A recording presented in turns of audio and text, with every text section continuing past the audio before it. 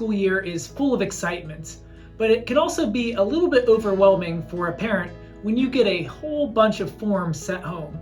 Sometimes it's confusing to know what to do with each one, what needs to go back, what doesn't need to go back, what's optional, what's mandatory, all of that. So to make it a little bit easier for you, I'm going to lay out the 8 forms that the school is sending home. Now there are going to be additional forms for specific teachers. Different teachers send home things for the classroom use, but these are the 8 forms that Alice Drive Elementary's office is going to be sending home.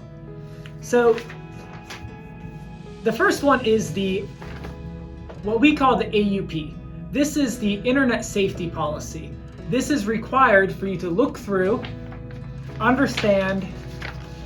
You will detach this back page, write student's last name, first name, middle initial, grade level, fill out, and then student prints name and signs, write the homeroom teacher, parents name in prints, signature, and date. This goes back to the teacher.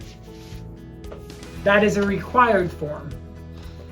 The next we'll have our blue information card. This is also required to come back.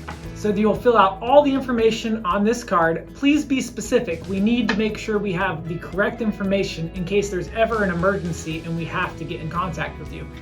And on the back, there's also health information. This is a physical copy that we keep in the office secured. So this is different than necessarily what is in our Power School system, because we're going to send a different form home for that once we get a little further into the school year. But this needs to be filled out and sent back right away. We also have this yellow sheet, which is for the school nurse. This also has important information for emergencies and health information. This is different than the blue card because this is for office use, whereas this is for the school nurse. This is also required to be filled out, signed, and brought back. Next, we have our Consent for Treatment Medicaid packet. This provides useful information for you about treatment services at school and Medicaid. This needs to be signed and sent back into the school, even if your child doesn't have Medicaid. If your child doesn't have Medicaid, just put NA on the Medicaid number. We just need this sent back to have a record that each parent received one. So it's important that you get this signed and brought back.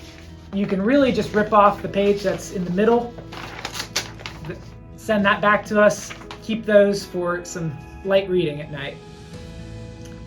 This year, this is a new form, what we're calling the Simon form. It stands for the Statewide Immunization Online Network, Simon.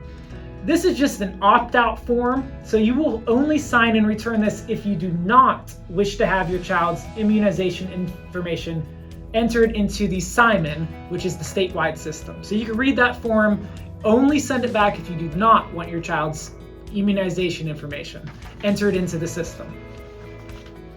Another optional form, which will be sent home, is this dental services form. You'll read the information, you can rip this off, and this is the part that you send back. You'll fill out in its entirety if you want your child to receive dental services at school. Just read the information first, make that decision. The last 2 forms are the FERPA notification, that is the Family Educational Rights and Privacy Act. Read that over, and if you have an objection to anything in there, you must submit a written objection to the superintendent. So you have to do that within 15 days of the start of the school year. And another form, which is just for your information, but will go home, is this attendance information. Just talks about some of the regulations and procedures with attendance and expectations. So overall, 8 school forms. Your teacher will have different get to know you forms. And parents, I do understand that sometimes it feels tedious filling out the same information over and over again. But this is really important because we need to make sure we have correct, updated information in multiple places, just in case there's ever an emergency, and just so we have good contact information for you. So we appreciate you taking the time at the beginning of the year to fill this out and to do that so that we can definitely get in contact with you when we need to.